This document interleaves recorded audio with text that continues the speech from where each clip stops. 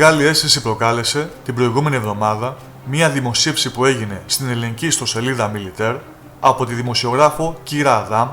με την οποία αποκαλύπτει ότι μετά τις ακραίες δηλώσεις του Τούρκου συμβούλου του Ερντογάν περί βύθισης του γαλλικού αεροπλανοφόρου Charles de Gaulle,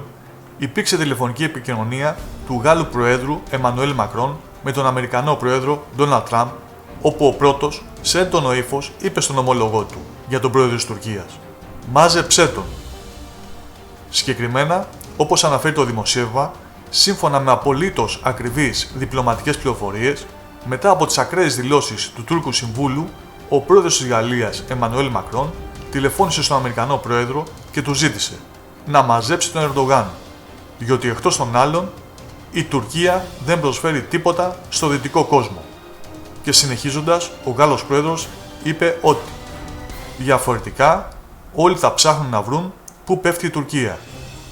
διότι ο Τζασίν πρέπει να είναι τρελός αν νομίζει ότι μπορεί να βυθίσει το Charles de Gaulle.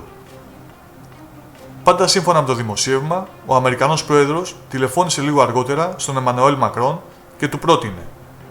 να μην πλεύσει το γαλλικό αεροπλανοφόρο στην Ανατολική Μεσόγειο για να μην γίνουν τα πράγματα χειρότερα.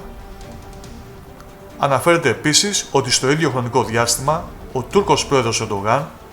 τηλεφώνησε 2 φορές στην καγκελάριο Άγγελα Μέρκελ και της υπέβαλε το αίτημα να μην πλεύσει το γαλλικό αεροπλανοφόρο στην περιοχή. Όπως όμως γράφει η κυρία Κύρα Αδάμ, το Παρίσι ωστόσο δεν αναθεωρεί την απόφασή του και γι' αυτό έχει ήδη δώσει εντολή εφαρμογής ζώνης αναγνώρισης αεροσκαφών 60 ναυτικών μιλίων για εχθρικά αεροσκάφη και 20 ναυτικών μιλίων για εχθρικά πλοία από το αεροπλανοφόρο Charles de Gaulle. Πάντως, από αυτό το δημοσίευμα, ένα είναι σίγουρο,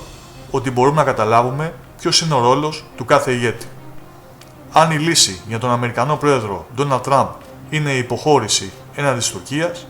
μάλλον κάτι δεν έχει καταλάβει καλά.